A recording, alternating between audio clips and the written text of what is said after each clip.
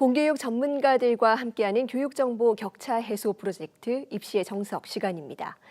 요즘 입시는 워낙 전형이 다양해서 정보력 경쟁이라고들 하죠. 이 기관마다 제공하는 자료도 넘쳐나지만 무엇부터 봐야 할지 난감한 경우도 많습니다. 수험생들이 꼭 필요한 자료를 스스로 찾아서 활용하는 법, 경기 전국고등학교 문희태 선생님과 알아봅니다. 선생님 어서 오세요. 예, 안녕하세요. 네, 입시를 준비하는 학생과 학부모들은 정말 수많은 정보를 접하게 되는데 그런데 정말 이 믿을 수 있는 자료는 어디서 찾아야 될지 고민이 되기도 합니다. 네, 맞습니다. 입시 자료는 사설 입시학원부터 각 시도교육청에서 발표하는 자료까지 대입 관련 자료들이 정말 많습니다. 학생, 학부모 입장에서 어떤 자료를 참고해야 될지 혼란스러울 수 있습니다.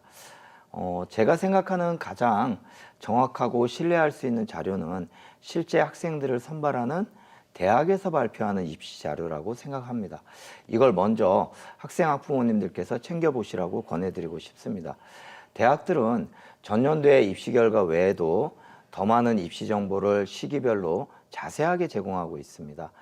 대학에서 발표하는 입시 자료로 대표적인 것은 수시정시 모집요강, 각 전형별 가이드북, 그리고 선행학습 영향평가 보고서 등이 있습니다. 학생 학부모님들은 현재 관심을 두고 있는 대학들의 홈페이지를 좀 방문하여 입시 자료를 꼭 살펴볼 필요가 있습니다.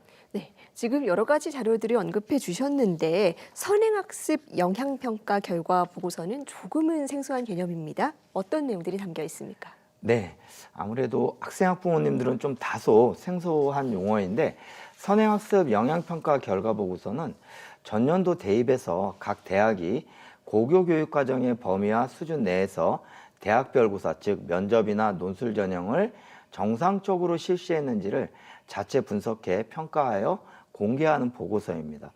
보고서의 내용을 살펴보면 논술 전형의 경우 전년도 문제를 그대로 공개하는 것뿐만 아니라 문제의 출제 의도와 모범 답안까지 설명해 줍니다. 면접 전형도 마찬가지로 어떤 질문이 나왔고 평가 기준이 무엇이었는지 확인할 수 있습니다. 논술이나 면접 전형을 준비하는 학생들에게는 매우 유용한 자료로 보시면 됩니다. 이 보고서를 통해 논술과 면접의 기출문제 파악과 출제 경향성을 알 수 있습니다. 이러한 선행학습 영향평가 결과 보고서는 3월 말까지 대학들이 발표하도록 되어 있습니다. 그래서 현재 일부 대학들이 발표를 하여 대학 홈페이지에 게시되어 있으며 추후 모든 대학들도 대학 홈페이지에 게시할 예정입니다. 네, 그렇군요. 이 대학들이 전형별 준비 방법에 안내하는 가이드북도 있다고 해주셨는데 이건 어떤 학생들이 보면 좋겠습니까? 네, 가이드북이라고 해서 쉽게 얘기하면 학생들의 입장에서 각 전형별로 어떻게 준비를 해야 하는지 상세하게 대학이 설명하는 자료입니다.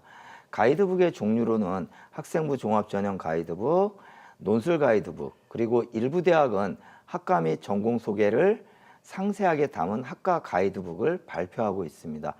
우선 학생부 종합전형 가이드북은 학생부 종합전형의 주요 특징인 정성평가 부분, 즉 학교생활기록부를 대학들이 어떻게 평가하는지 이에 대해 상세하게 알려줍니다. 학생들의 입장에서는 어떤 동아리를 선택하는 게 좋은지, 학교에서 유의미한 활동은 무엇인지 등 생기부의 방향성을 잡는 데 매우 도움이 되는 자료입니다. 특히 올해부터 전면 시행되는 고교학점제로 인해 과목 선택의 중요성이 더욱 커졌는데 전공별 과목 선택 가이드도 같이 제시하고 있어 학생들의 과목 선택에 많은 도움이 됩니다. 이러한 가이드북은 대부분의 대학들이 발표하는데 이 중 서울대와 동국대의 학생부 종합전형 가이드북을 좀 눈여겨보시면 좋을 것 같습니다. 이 두 대학은 가이드북의 역사도 오래되었고 합격생 수기, 합격자의 생기부 분석 등 알찬 내용이 많아 최근에 학생부 종합전형 평가 방향성을 잘 보여주고 있어 꼭 서울대나 동국대 지원자가 아니더라도 학생부 종합전형을 준비하는 학생이라면 꼭 보는 것을 추천해 드립니다. 마지막으로 죄송합니다. 서울시립대 등의 학과 가이드북도 좀 꼼꼼하게 살펴보면 좋을 것 같습니다. 이 학과 가이드북은 쉽게 얘기해서 학생들이 학과 및 전공에 대한 소개를 하는 곳으로 대부분의 학생들이 전공에 대하여 잘 모르는 상태로 지원 학과를 선정하다 보니까 대학에 들어와 후회하는 경우도 많은데, 이 학과 가이드북을 좀 통해 전공을 보다 자세하게 이해할 수 있는 장점이 있습니다. 그리고 3학년 학생들의 경우에는 희망 전공 외에 유사한 학과를 알 수 있기 때문에 수시 지원 시에 선택의 폭을 넓힐 수 있습니다. 네, 압축된 정보를 담고 있는 이 가이드북도 굉장히 귀중한 자료가 될 것 같습니다. 수시 모집 요강도 뭐 기본적인 자료지만 굉장히 중요한 자료로 인식이 되고 있습니다. 수험생들이 꼭 확인해야 될 핵심 정보는 어떤 것들이 있을까요? 네, 수시 원서 접수를 위해서 반드시 살펴봐야 되는 자료라고 우선 말씀을 드릴 수 있고요. 대학들은 5월 말까지 발표를 하게 됩니다. 이 수시 모집 요강을 통해서 최종적으로 모집 인원, 전형 방법 등을 알 수 있기에 관심 대학의 수시 모집 요강 정독은 정말 중요합니다. 근데 이 중에서 무엇을 볼 거냐 하면은 가장 중요한 것은 전년 대비 변경 사항입니다. 모집 인원의 변화, 수능 체제의 변화, 전형 방법의 변경 등은 전년도의 입결과는 좀 다소 다른 양상으로 나타납니다. 예를 들어 모집 인원이 줄게 된다면 아무래도 기본적으로 입결이 전년 대비 올라갈 수 있고, 또는 수능 최저가 신설이 된다면 지원율이 줄어드는 경향성도 있습니다. 물론 의외로 수능 최저가 신설이 되어서 지원이 늘어날 수도 있습니다. 수능 최저를 믿고. 그래서 반드시 수시 모집 요강을 확인하실 때에는 전년도에 대비해서 꼼꼼하게 살펴볼 필요가 있습니다. 네, 모집 요강은 달라진 점에 주목해라라는 조언도 해주셨습니다. 많은 수험생들이 또 궁금해하는 것이 지난해 어떤 학생들이 합격했느냐, 뭐 이거겠죠. 네. 입시 결과 분석할 때는 어디에 중점을 두면 좋을까요? 네, 우선 전년도의 입시 결과는 대부분의 대학들이 홈페이지에서 공개하고 있으며 대입정보 포털 어디가에 6월까지 발표를 하도록 되어 있어 이를 기반으로 자신의 위치를 좀 파악해서 수시 지원의 전략을 세울 수 있습니다. 자, 근데 이 대입정보 포털 어디가에 공개되는 이 입시 결과를 좀 더 말씀을 드리면 모집 인원, 경쟁률, 충원 합격 순위 등까지 확인할 수가 있습니다. 특히 전년도 합격자 성적이 공개가 되는데 공개되는 방법이 최종 등록자 기준 50% 컷, 70% 컷이 공개가 됩니다.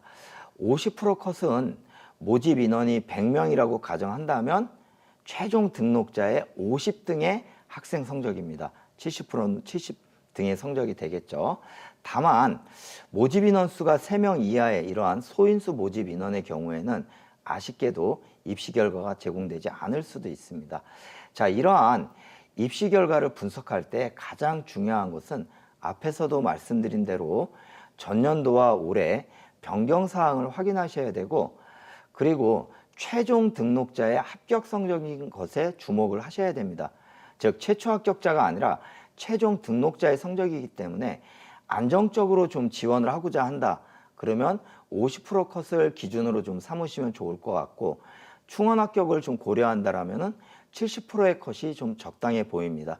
그리고 당연히 전년도의 입시 결과뿐만이 아니라 3개년의 충원율과 경쟁률을 같이 살펴보셔야 될 것 같습니다.